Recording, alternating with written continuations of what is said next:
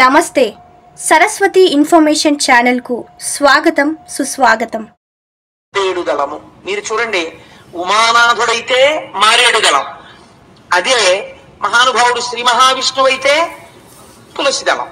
అంతే తేడా, రెండు దళాలే. మారేడు దళం ఏర్పడమే చిత్రంగా ఏర్పడింది. శ్రీ సూక్తం చదివినప్పుడు మనం ఈ మంత్రాన్ని చెప్తూ ఉంటాం. ఆదిత్య వర్ణే తపసోది జాతో వనస్పతస్తవ వృక్షోద బిల్వః తస్య ఫలాని తపసా నుదంతు మాయాంతరాయాశ్చ బాహ్యా అలక్ష్మీ అని. లక్ష్మీదేవి ఒకనాడు తపస్సు చేద్దాం అనుకున్నప్పుడు ఆవిడ కుడి చేతిలో సృష్టింపబడినటువంటి చెట్టు మారేడు చెట్టు. అందుకే ఆ చెట్టుకి పండినటువంటి కాయ పేరే శ్రీఫలము. మారేడు చెట్టు యొక్క గొప్పతనం ఏమిటో తెలుసా అండి? సృష్టిలో పువ్వు పువ్వుయకుండా కాయ కాస్తుంది.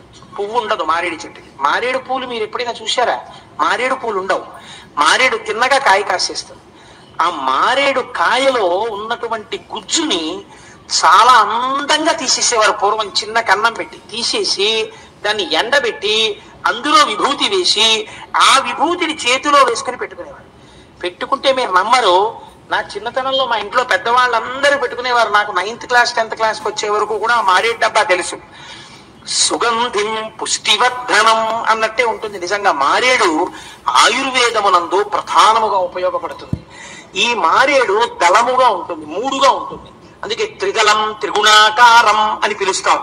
త్రియాయుషం త్రిజన్మ పాప సంహారం ఏకబిల్వం శివార్పణం. దళములుగా ఉన్న వాటినే కోసి పూజ చేస్తారు. మీరు చూడండి, దళము 3 ఆకులుగా ఉంటుంది. అరుణాచలంలో అయితే ఆది అన్నామలైలో బహుబిల్వదళం ఉంది. అది 3 కింద 9 కూడా ఉంటాయి. ఈ బిల్వదళాన్ని చేత్తో పట్టుకుని, చిత్రం ఏంటంటే పుష్పాన్ని పూజ చేసేటప్పుడు ఒక మర్యాద పాటిస్తారు. తొడిమెతో పూజ చేయవద్దు అని శాస్త్రం. తొడిమె లేకుండా పూజ చెయ్యాలి అని. కానీ మారేడు దళాన్ని పూజ చేసేటప్పుడు మీరు ఆ ఉన్నటువంటి కాడ తీసేశారనుకోండి, వెంటనే 3 ఆకులు విడిపోతాయి. అలా విడిపోకూడదు. కాబట్టి ఆ ఉన్నటువంటి ఈయననే పట్టుకుని మీరు శివలింగం మీద వేస్తారు. మనకి ప్రపంచంలో లక్ష్మీ స్థానాలు 5 ఉన్నాయి అని చెప్పారు శాస్త్రంలో. ఒకటి స్త్రీ యొక్క పాపట ప్రారంభ స్థానము. పాపట ఎక్కడ ప్రారంభం అవుతుందో పాపిడి తీయడం అక్కడ.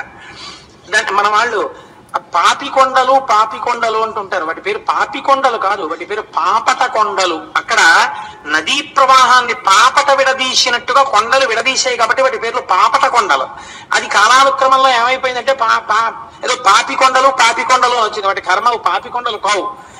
స్త్రీ యొక్క దేశపాశమును విడతీసినప్పుడు ఏర్పడినటువంటి పాపట ప్రారంభ స్థానమునందు సింధూరము చేత అలంకృతము కావాలి. సింధూరము కానీ కుంకం కానీ అలంకృతము కావాలి. అలా అలంకృతమైతే ఆవిడ దీర్ఘ మాంగళ్యాన్ని పొందుతుంది, సౌమాంగళ్యాన్ని, 5వ పొందుతుంది అని శాస్త్రం. పాపట ప్రారంభమునందు సింధూరము కాని కుంకుమ కాని లేకుండా స్త్రీ పాపట ఉండరాదు, అది దర్శనీయము కాదు అని. అది ఒక ఐశ్వర్య స్థానం. భర్త ఐశ్వర్యం అక్కడ ఉంటుంది అని పెద్దల నిర్ణయం. 2వది ఆవు యొక్క వెనక తట్టు, ఆవు యొక్క పృష్ఠభాగమునందు లక్ష్మీదేవి ఉంటుంది. 3వది పద్మము.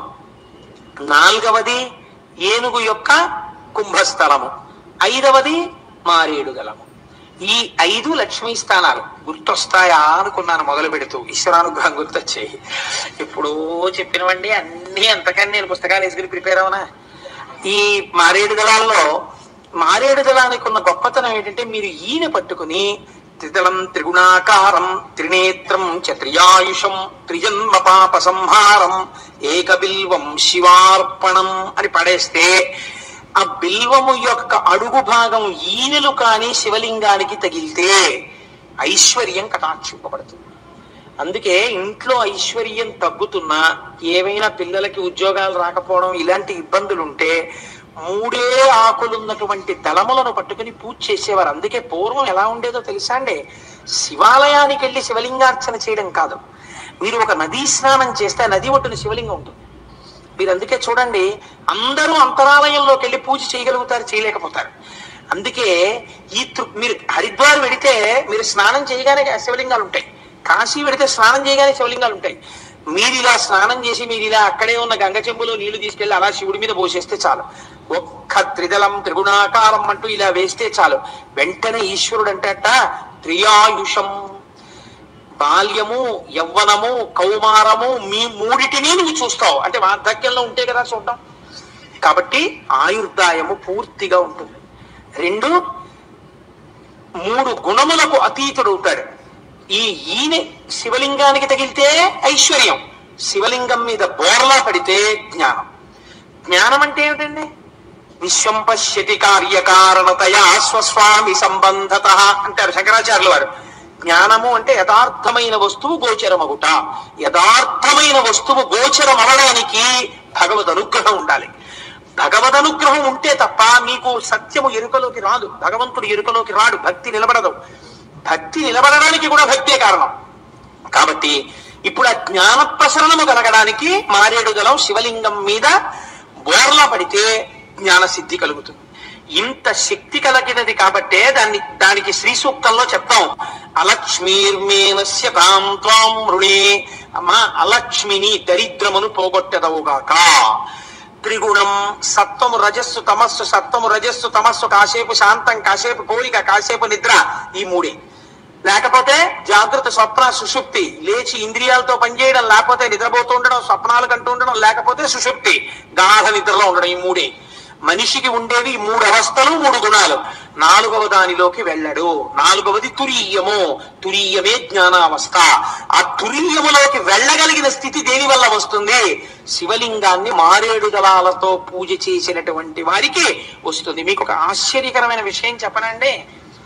ఒక్కొక్క ఇంట్లో మహాపండితుడు ఉంటాడు. ఈ మహాపండితుడు ఉండడానికి కారణం ఏమిటో తెలుసా అండి? మీ నాన్నగారు మీలాగే చాలా పండితులు అండి అని అడిగాం అనుకోండి. లేరండి, మా నాన్నగారు అంత పండితులేం కాదు, మా నాన్నగారు అలా ఏదో పెద్ద పెద్ద గ్రంథ రచన చేయడం కానీ, లేకపోతే ఏదో ఉపన్యాసాలు చెప్పడం కానీ, లేకపోతే ఇంత కీర్తి ప్రతిష్టలు కానీ వారేమి సంపాదించలేదు, వెంపర్లాడలేదు.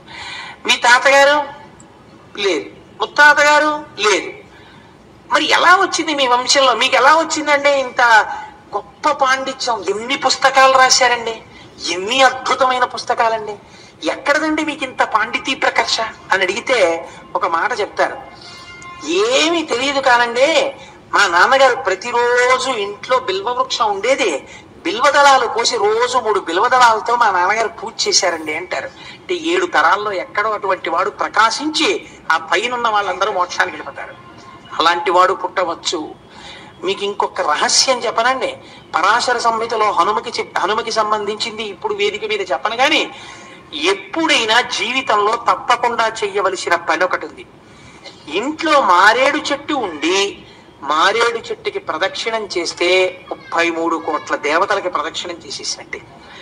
మారేడు చెట్టు ఇంట్లో ఉంటే ఆ మారేడు చెట్టు కింద కూర్చుని ఎవరైనా జపం చేసినా పూజ చేసినా అపారమైన సిద్ధి కలుగుతుంది. కాదు, మీకు ఇంకొక రహస్యం చెప్పనా?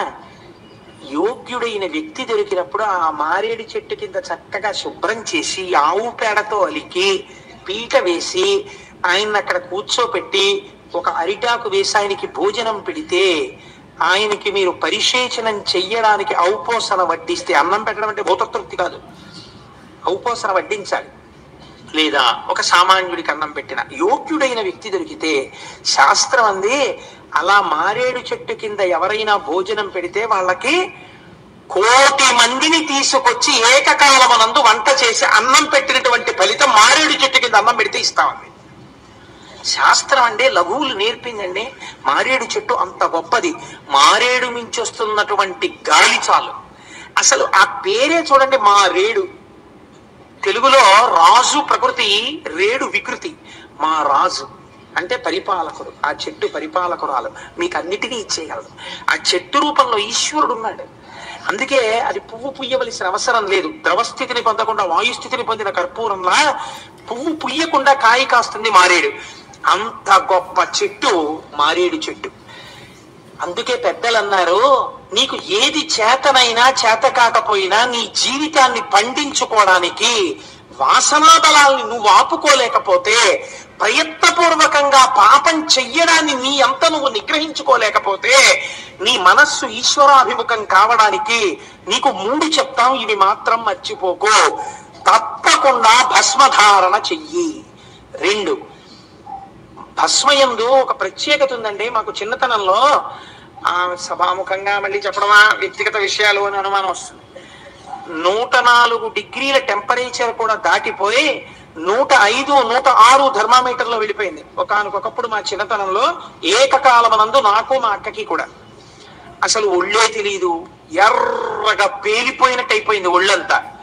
ఆ రోజుల్లో ఇంకా డాక్టర్లు కూడా ఇంత చిన్న పిల్లలు 106 థర్మామీటర్లో ఎప్పుడూ కనపడకూడదమ్మా, 106 వచ్చేసిందంటే వాళ్ళు ఉండడం కొంచెం కష్టం అని చెప్తే ఎంత నమ్మకం నిజంగా పెద్దవాళ్ళకి. నాకు ఇప్పటికీ చెవుల్లో వినపడుతుంటుంది. మా అమ్మగారు ఆ రోజుల్లో చేసినటువంటి ప్రయత్నం.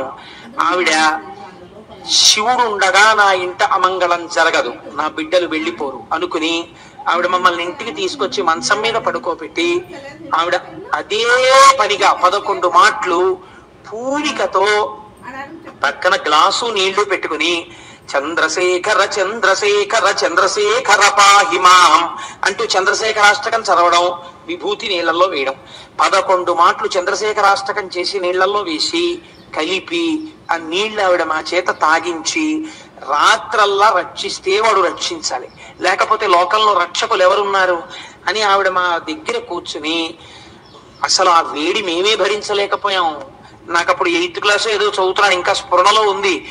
ఆవిడ చంద్రశేఖరాష్టకం చదివితే తెల్లవారేటప్పటికీ ఒళ్ళంతా చందనం రాసినట్టుగా హాయిగా జ్వరం తగ్గిపోయి లేచి కూర్చున్నాం. ఈశ్వరానుగ్రహం కాదండి బ్రతుకు. ఈశ్వరుడిచ్చిన బ్రతుకుని ఈశ్వరుడు గురించి 4 మాటలు చెప్పడానికి వినియోగించకపోతే నీ కృతజ్ఞుడైపోతానని ఉపన్యాసాలు చెప్తాను. ఇలాంటి మరిన్ని వీడియోస్ కోసం ఛానల్ని సబ్స్క్రైబ్ చేసుకోండి.